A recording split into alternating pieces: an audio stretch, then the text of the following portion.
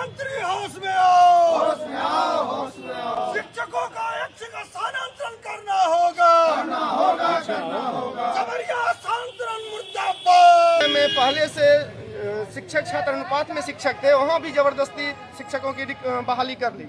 उसके बाद जो पहले से वहाँ पर रिक्ति के अनुसार आए थे, नियोजन में भी रिक्ति भी थी, और जब हम लोगों के विशिष्ट शिक्षक के तहत बहाली हुई उस समय भी हम लोगों से चॉइस मांगा गया था। उसके बाद बहाली अधिशेष शिक्षकों की सूची जो जारी कर दी जा रही है उसमें ये कहा जा रहा है कि पूर्व से जो शिक्षक बहाल है वो सरप्लस शिक्षक हो जाएंगे, और बाद में जो शिक्षक बहाल होकर बीपीएससी के माध्यम से आए या अन्य माध्यम से आए तो वो शिक्षक विद्यालय के शिक्षक बने रहेंगे। तो बिहार सरकार से हम ये कहना चाहते हैं कि अगर आपके पास शिक्षकों की कमी नहीं थी, शिक्षक पूर्व से अवेलेबल था, तो आपने बहाल क्यों किया?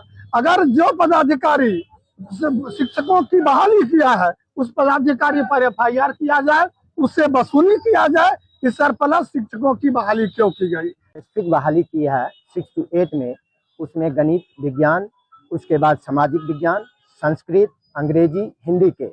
आप एक चीज़ बताइए, इस ट्रांसफर नीति में इतनी विसंगतियां हैं जिससे जो 6 to 8 का विद्यालय है 1 to 8 विद्यालय में जो संस्कृत के विद्यालय में संस्कृत के जो विषय के शिक्षक हैं वहाँ नहीं है, अंग्रेजी के शिक्षक नहीं है, हिंदी के शिक्षक नहीं है, और जो अनुपात कराया जा रहा है उसके अनुसार एक विषय में सिर्फ गणित और विज्ञान शिक्षक को रखा जा रहा है और सारे विषयों को छोड़ दिया जा रहा है। तो बच्चे का भविष्य को गर्त में डालने का ये प्रमाण कौन दे रहे हैं? हमारे पदाधिकारी या हमारे शिक्षा मंत्री? इसका समीक्षा करना चाहिए। यह समीक्षा गलत है, क्योंकि यह नीति जो लाए हैं ट्रांसफर नीति, यह बिल्कुल गलत है। क्योंकि आपने जो स्पेसिफिक विषय के बहाल शिक्षक को आपने 1 to 8 में बहाल किया है उसमें शिक्षक की कमी हो गई है, और जो विषय बच्चों को दिया गया है संस्कृत, अंग्रेजी, हिंदी, तो उन बच्चों को कौन पढ़ाएगा? संस्कृत कौन पढ़ाएगा? अंग्रेजी कौन पढ़ाएगा? हिंदी?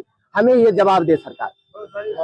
रवि कुमार, गणित और विज्ञान से शिक्षक है, मीरगंज। जी और बाकी साथियों ने सारी बात रखी तो उसको रिपीट करना यहाँ पर समय नहीं है।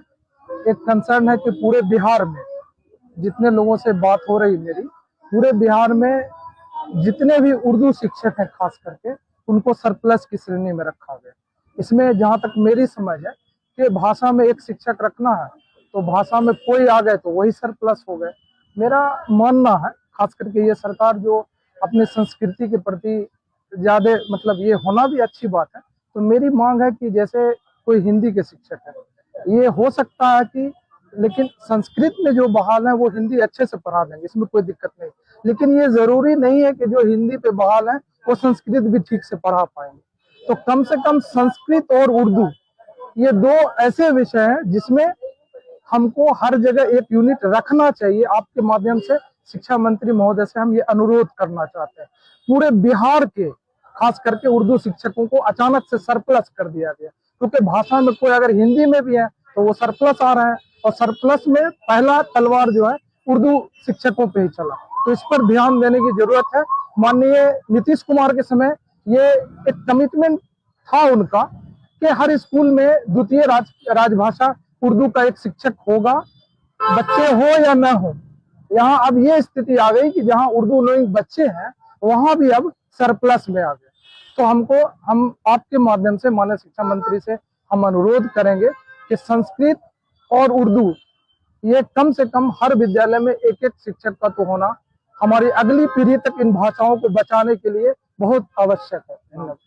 मेरा नाम मोहम्मद जौहर आलम, राज्य कार्यकारिणी सदस्य BST गोपी।